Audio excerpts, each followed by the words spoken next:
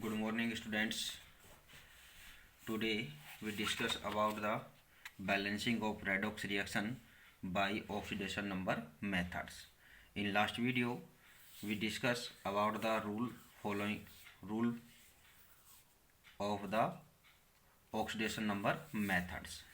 ठीक है कि लास्ट वीडियो में अपने क्या है कि ऑक्सीडेशन नंबर से अपने को जो रिएक्शन बैलेंस करने का मेथड है उसके कुछ रूल्स आपको मैंने यहाँ पर बताए थे। अब उन रूल को फॉलो करते हुए आप एक एग्जांपल को अपन यहाँ पर एक एग्जांपल ले रहे हैं, तो उस एग्जांपल को आपको यहाँ पर क्या है कि केमिकल रिएक्शन को आप उन रूल्स को आप फॉलो करते हुए क्या करेंगे कि एक रिएक्शन को आप बैलेंस करेंगे।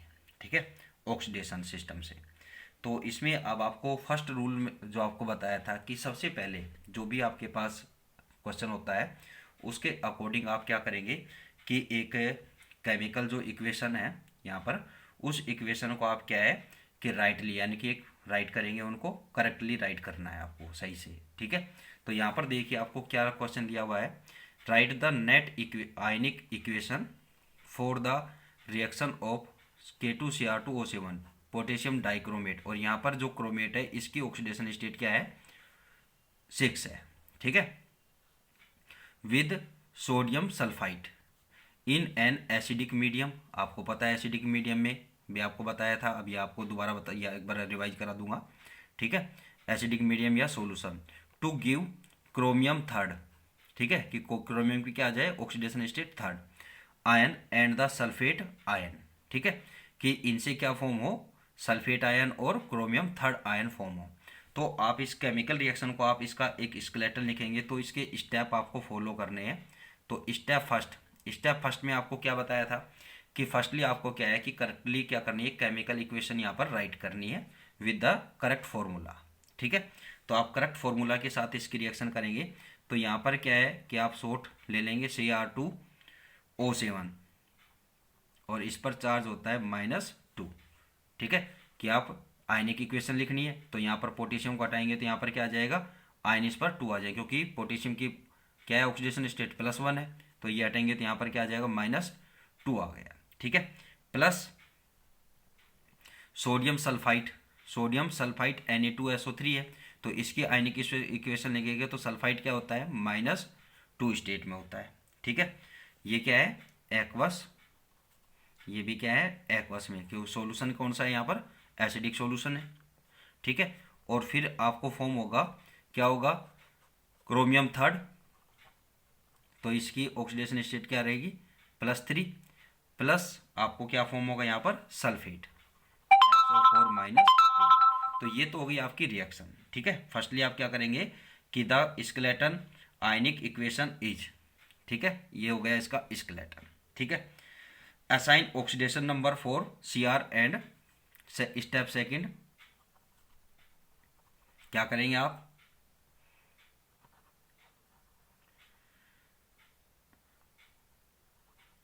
Assign oxidation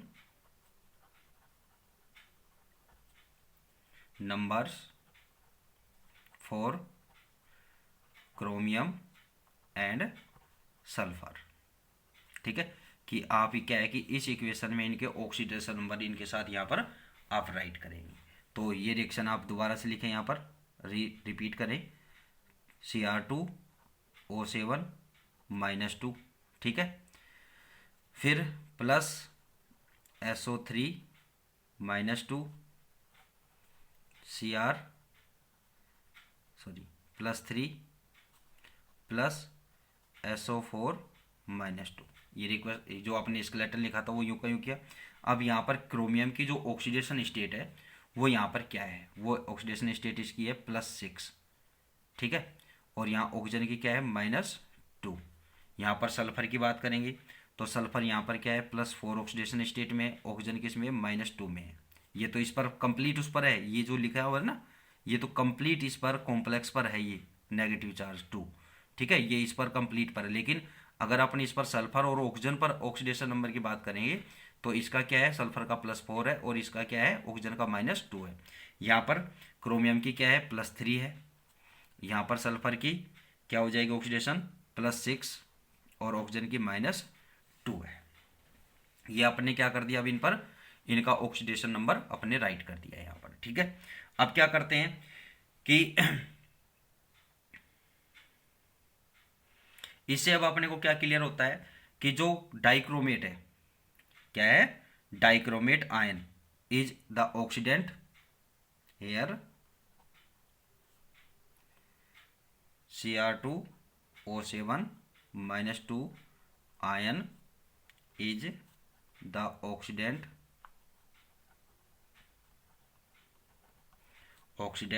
and the sulfide ion is the reductant।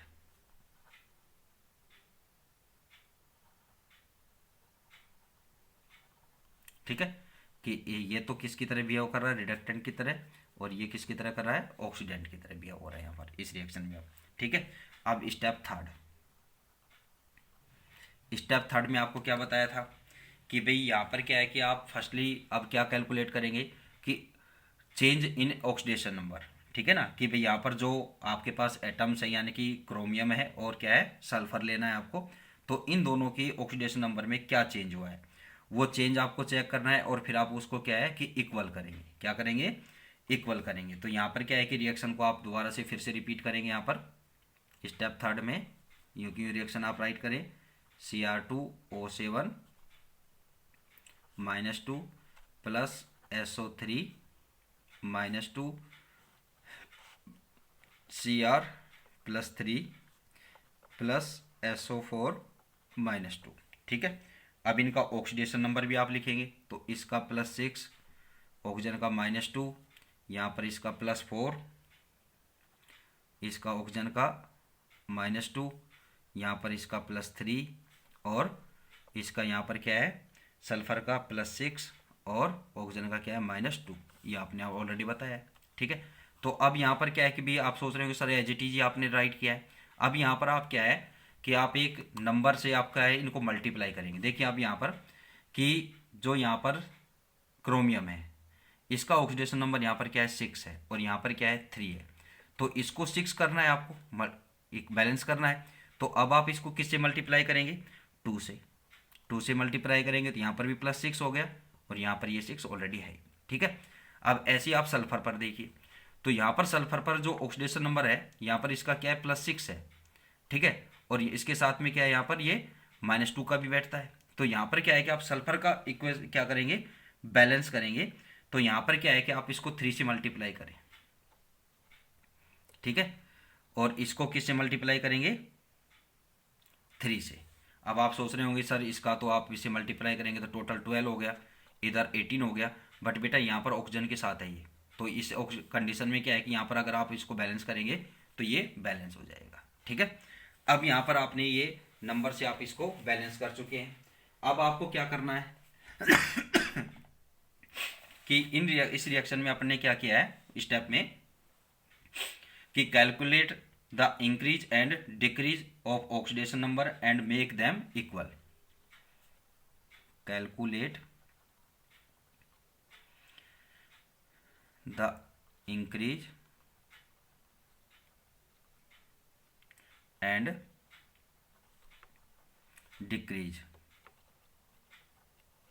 Decrease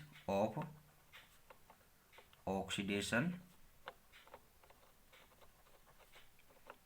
number and make them equal. अब अपन ने ये इक्वल कर दिए। ठीक है, अब इसके बाद स्टेप फोर्थ में आप क्या करेंगे।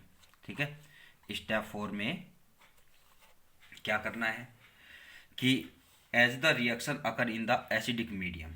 ठीक है, एसिडिक मीडियम में रिएक्शन हो रही है, तो उस रीजन से आप क्या करेंगे कि भाई एसिडिक मीडियम में अब आपको क्या है कि यहाँ पर आयन बैलेंस करने हैं। अब देखो आयन बैलेंस कैसे होंगे कि यहाँ पर आप ऑक्सीजन का देखिए आप। ठीक है, अब ऑक्सीजन को यहाँ पर 3 से मल्टीप्लाई करेंगे तो 12 हो जाएंगे, फिर आप इसके साथ क्या है कि ये 2 है, तो इस कंडीशन में यहाँ पर क्या हो जाएंगे कि ये क्या हो जाएंगे यहाँ पर टोटल, अगर अपने इस पर आयंस पर ही ध्यान दें तो यहाँ पर आपके पास हो जाएंगे कि 6 हो जाएंगे, सॉरी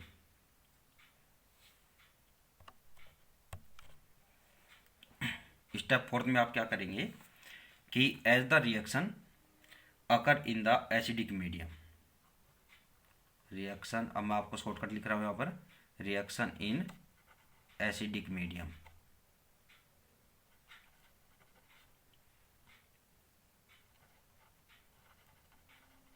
मीन यहाँ पर क्या है कि आप आयन बैलेंस करने के लिए आप किसका यूज करेंगे, H प्लस का। ठीक है, बेसिक मीडियम में होता तो उसके लिए आपको क्या बताया था, OH माइनस, और वाटर यानी कि आप एक्वस मीडियम में करेंगे तो उस कंडीशन में आपको बताया था H प्लस और OH माइनस आप दोनों का यूज करेंगे। तो अब आप यहाँ क्या यूज करेंगे, H प्लस, क्योंकि रिएक्शन किस में हो रही है, एसिडिक मीडियम में। ठीक है, तो the further the ionic charge are not equal on both side, अगर क्या है कि आयनिक चार्ज यहाँ पर क्या नहीं है, इक्वल नहीं है, तो उस कंडीशन में आप क्या है कि H प्लस ऐड करेंगे। तो आप रिएक्शन इसको दोबारा से राइट कर रहे हैं अपने यहाँ पर, Cr2O7-2। ठीक है, अब बाकी आपको कुछ नहीं लिखना है यहाँ पर, आयंस लिखने हैं ओनली, 3SO3-2। ठीक है, 2Cr+3 प्लस SO4-2, और यहाँ पर ये 3 है। ठीक है, तो अब यहाँ पर क्या है कि भाई आप क्या यूज करेंगे आयन बैलेंस करने के लिए, कि आपको क्या करना है 8 यानी कि यहाँ पर H प्लस का यूज करना है। तो आप क्या करेंगे कि देखिए आप यहाँ पर काउंट करें, तो यहाँ पर काउंट करेंगे तो ऑक्सीजन पर आप चार्ज काउंट करें ओनली। ठीक है, आयन बैलेंस करना है, बाकी तो आपने अपने बैलेंस कर ही दिए थे। ठीक है भाई, आपने सल्फर का कर दिया, क्रोमियम का कर दिया था, तो अब किसका बच रहा है, ओनली ऑक्सीजन का। ठीक है, तो ऑक्सीजन का करेंगे तो इस पर क्या है -2 चार्ज होता है, तो यहाँ पर क्या है कि यहाँ इससे -14, और यहाँ पर आप करेंगे तो 3 3 जा 9, यानी कि आपके पास 9 क्या हो गए, ऑक्सीजन एटम हो गए। ठीक है, और पर क्या है 2 है, तो 9 2 जा 18, तो -18, तो आप इनको टोटल करेंगे तो ये हो जाएंगे -32। ठीक है, किस पर, ऑक्सीजन पर चार्ज है, किस पर हो रहा है, ऑक्सीजन पर -32। अब इधर आइए आप, इधर देखिए आप ऑक्सीजन एटम कितने हो गए, 4 × 3 तो क्या हो गए 12, और इंटू -2 तो क्या हो जाएंगे -24। तो यहाँ पर डिफरेंस किसका आ रहा है, यहाँ पर 8 का डिफरेंस आ रहा है, -8। तो इस -8 को इफेक्ट को क्या है कि कैंसिल करने के लिए आपको क्या चाहिए, +8 चाहिए, और +8 किससे आएगा, इस प्रोटॉन से। तो आप लेफ्ट साइड में क्या करेंगे, 8 प्लस हाइड्रोजन यहाँ पर ऐड कर देंगे।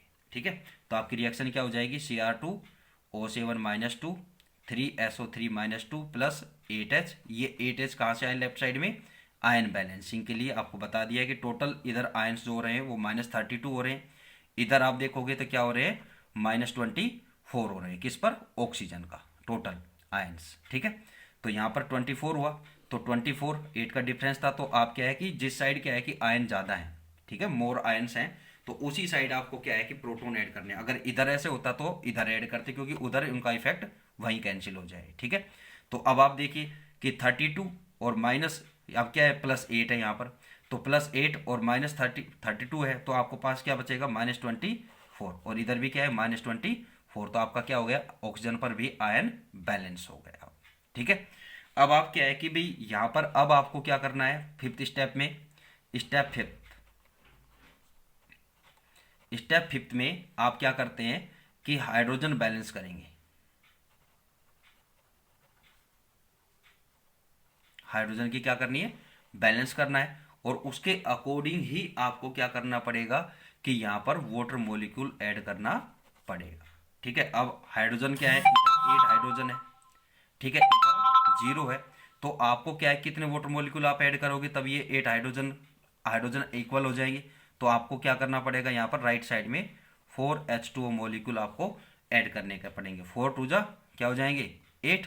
अब क्या है कि यहाँ पर 4 ऑक्सीजन आ गया, 4 ऑक्सीजन आया तो 4 ऑक्सीजन से क्या है -2, तो -2 से 8 चार्ज भी आ जाएगा, तो आपकी बैलेंस क्या हो जाएगी, इक्वेशन कंप्लीट हो जाएगी। अब ये देखिए स्टेप फिफ्थ में आप क्या करेंगे कि हाइड्रोजन बैलेंस करने हैं आपको ओनली, और क्या है उसके अकॉर्डिंग ही आपको क्या करना है यहाँ पर वाटर मॉलिक्यूल ऐड करना। देखिए अब आप रिएक्शन फाइनल स्टेप की रिएक्शन क्या हो जाएगी, Cr2O7-2, ठीक है, plus 3SO3-2 plus 8H+, ion balance के लिए अपन ने ऐड किया।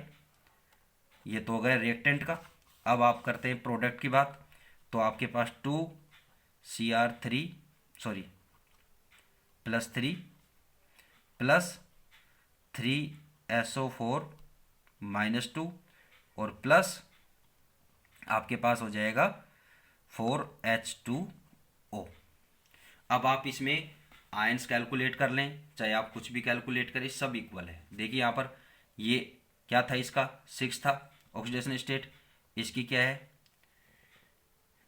+3 है, तो यहाँ 2 से मल्टीप्लाई हो गया बैलेंस। ऑक्सीजन का आप टोटल करके देखें, आप देखो यहाँ पर 7 2 जा 14, 14 माइनस ऑक्सीजन के लिए देखो, आपको एक बार काउंट कर रहा हूँ मैं दोबारा से रिपीट के लिए, कि आप देखना आप सब कुछ यहाँ पर क्या है, ऑल अरे क्या हो जाएंगे, इक्वल है, ठीक है। ऑक्सीजन का आप काउंट करें, यहाँ पर क्या हो जाएगा 9 9 2 जा 18, कितने आ गए 32 माइनस के, और यहाँ पर हाइड्रोजन कितने 8 है, ठीक है, और प्लस 8 ही रहेगा, 8 ये प्लस का है। अब हाइड्रोजन को आप थोड़ी देर के लिए भूल जाए। अब यहाँ पर आप ऑक्सीजन का देखिए यहाँ पर कि यहाँ पर क्या हो जाएगा, इससे आपको काउंट करके बताया था 24, और इधर ये आ गए 2, यहाँ पर ऑक्सीजन स्टेट में क्या है, यहाँ पर -2 स्टेट में, तो 4 2 जा 8, तो यहाँ पर भी क्या हो गए -32, तो ऑक्सीजन का बैलेंस हो गया। अब हाइड्रोजन का देखिए कि आप सोचोगे सर हाइड्रोजन ऐड किए थे, तो हाइड्रोजन ऐड किए थे तो यहाँ पर क्या हो गया, हाइड्रोजन इधर भी ऐड हो गए, यहाँ पर +1 है इसकी स्टेट, तो क्या होगी 8, यहाँ पर हाइड्रोजन आ गए +8, तो ये +8 खत्म, ठीक है। बाकी आपने बैलेंस कर ही दिया था सल्फर का इनका। तो इस तरह से क्या हो जाएगी कि आपकी केमिकल रिएक्शन इन स्टेप्स में, यानी कि 5 स्टेप्स में आप इसको कंप्लीट करेंगे। आपको एक बार रिवाइज करा देते हैं, ठीक है, कि फर्स्ट आपको क्या है कि इस रिएक्शन जो भी आपको क्वेश्चन में दी हुई है उसका आपको स्केलेटन राइट करना है, right with the right formula, ठीक है। सेकंड में क्या है कि आपको क्या करना है कि उन पर ऑक्सीडेशन नंबर आपको असाइन करना है, ठीक है, ऑक्सीडेशन नंबर लिखना है, ऑक्सीडेशन नंबर लिखे अपन ने। फिर थर्ड पॉइंट में अपन ने क्या है, इसी पॉइंट में अपन क्या देखते हैं भी किसका ऑक्सीडेशन और किसका रिडक्शन रिडक्टेंट हो रहा है, कौन रिडक्टेंट की तरह बिहेव कर रहा है और कौन ऑक्सीडेंट की तरह।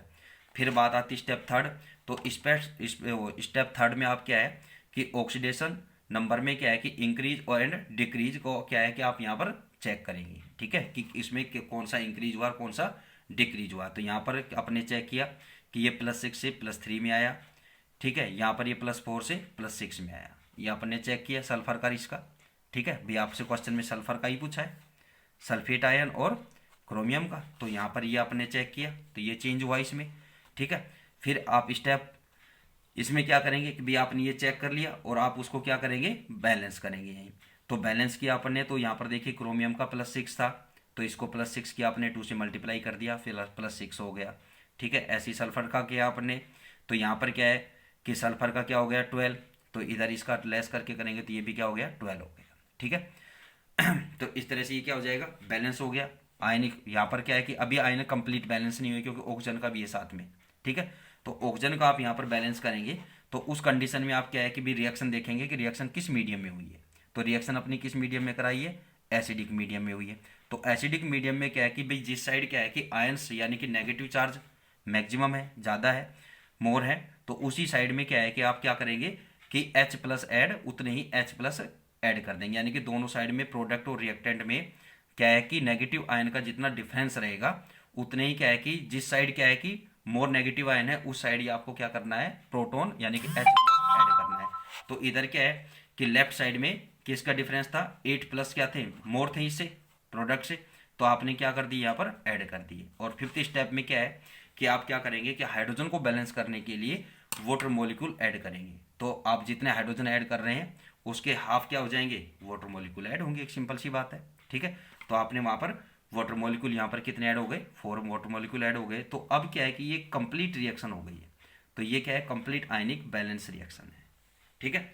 अब नेक्स्ट अपन बताएंगे next method half reaction method. इसके अलावा आपकी बुक में एक एग्जाम्पल और भी है 8.9, ठीक है, इस चैप्टर में, तो उसको आप क्या करें अपने सेल्फ में अब उसको लर्न करें, आप उसको सोल्व करना। ठीक है बेटा, थैंक यू।